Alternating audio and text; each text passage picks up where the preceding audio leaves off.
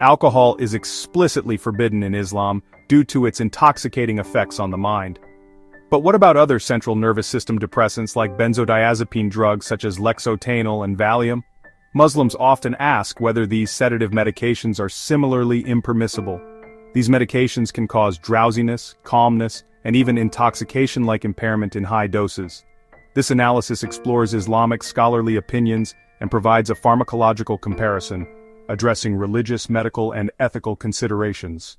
Islamic rulings on substances are grounded in preventing intoxication and harm. While alcohol is categorically forbidden, scholars consider context and intention for medications. Islam generally permits medications that benefit health, even with sedative properties, when certain conditions are met. Scholars impose strict conditions: true medical necessity, physician guidance, minimal effective dose, and ensuring the medicine causes no equal harm. Sheikh Ibn Uthaymeen ruled that sleeping pills should only be taken in cases of genuine necessity under knowledgeable medical supervision. Contemporary scholars across Islamic schools agree that prescribed anxiolytic medications are allowed for serious conditions when used responsibly. This reflects Islam's balance of mercy in permitting medicine and caution in forbidding intoxicants. The Prophet Muhammad said, "Every intoxicant is khamr, and every khamr is forbidden." This establishes a principle applying to all intoxicating substances. Using benzodiazepines without medical need for recreation or pleasure is unequivocally haram in Islam. Classical scholars like Imam al-Nawawi affirm this prohibition covers non-liquid drugs, noting their effects mirror those of wine. Benzodiazepines in large doses cause intoxication, dizziness, loss of inhibitions, slurred speech, and impaired judgment. Islam Quanda explicitly states that self-medication with these drugs is prohibited without a doctor's approval. Some narrations warn that consuming intoxicants may affect the acceptance of prayers for 40 days, a severe spiritual consequence. From a pharmacological standpoint, alcohol and benzodiazepines have similarities in affecting the central nervous system, but also important differences. Both primarily work via GABA, the brain's main inhibitory neurotransmitter, which reduces neuronal excitability and induces relaxation. Benzodiazepines bind to specific sites on GABA receptors, increasing chloride channel opening frequency, resulting in sedative and anti-anxiety effects.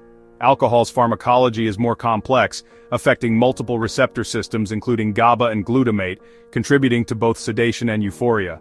Benzodiazepines are controlled pharmaceuticals with specific receptor targets, while alcohol is a broad intoxicant affecting many pathways. Interestingly, benzodiazepines are used medically to treat alcohol withdrawal, substituting for alcohol's GABA effects to prevent seizures. Both substances produce overlapping effects: sedation, relaxation, and in higher doses, drowsiness leading to unconsciousness. Both impair motor skills significantly. Benzodiazepines can impair driving ability comparable to a blood alcohol content of 0.05 to 0.08%. Both substances dull the mind and affect memory. Benzodiazepines cause anterograde amnesia, difficulty forming new memories while under influence. This mental clouding is exactly what makes substances impermissible in Islam when taken for recreation, the befogging of the mind. Benzodiazepines treat legitimate conditions, anxiety disorders, seizures, insomnia, and muscle spasms under medical guidance. Alcohol is mostly consumed recreationally with little medical use, essentially a toxin whose consumption beyond small amounts carries health risks. Both alcohol and benzodiazepines carry high potential for intoxication and dependence, underlining why Islamic law approaches them with caution. The body becomes accustomed to their presence, requiring higher doses over time to achieve the same effect. This is tolerance. Both substances have dangerous withdrawal syndromes. Alcohol withdrawal can cause delirium tremens, while benzodiazepine withdrawal can cause life-threatening seizures. The similarity is striking. Doctors sometimes use benzodiazepines to treat alcohol withdrawal and vice versa, showing their overlapping brain effects.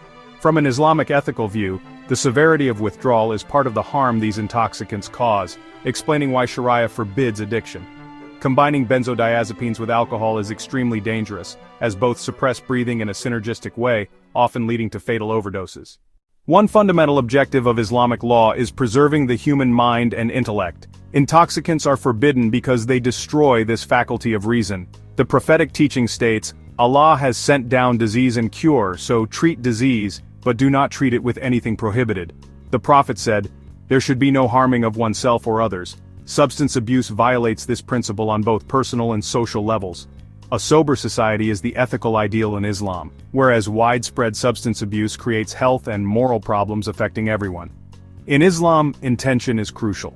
The ethical difference between taking medication and consuming intoxicants often comes down to intent and context. Taking prescribed medication to function better aligns with seeking wellness, while taking substances for intoxication mirrors the intent of alcohol consumption.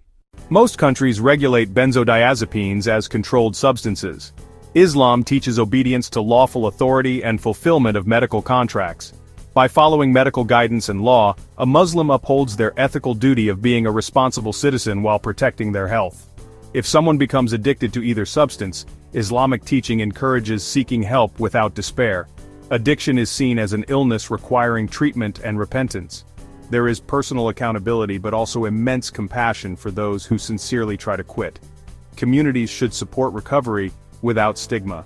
Medical recommendations include supervised detoxification and therapy, often using cross-treatments and tapering schedules under professional guidance. Saving a life from addiction is considered a virtuous act, complementing both Islamic ethics and medical best practices. The critical distinction in Islamic law is purpose and necessity. Under medical supervision for genuine need, benzodiazepines are generally permissible. Using the same drugs without need or in excess to achieve intoxication is unequivocally forbidden, just like alcohol consumption. From a medical perspective, both substances can intoxicate and addict, threatening health and life. Islam's prohibition aligns with medical warnings. What Islam prohibits for intoxication reasons, medicine cautions against for health reasons. Both advocate for sobriety and sound mind. A faithful Muslim approach: embrace beneficial medications with gratitude to God, but shun non-essential use of mind-altering substances. Muslims are encouraged to seek treatments without haram ingredients whenever possible, relying on trusted medical advice. If sedatives are medically needed, they should be taken responsibly with awareness of risks, just as one would avoid alcohol to protect faith and well-being. Both religious guidance and medical reality aim for the same goal: the well-being of both body and soul, preserving the gift of intellect that Allah has bestowed upon us. May Allah guide us to make choices that honor both our physical health and spiritual well-being.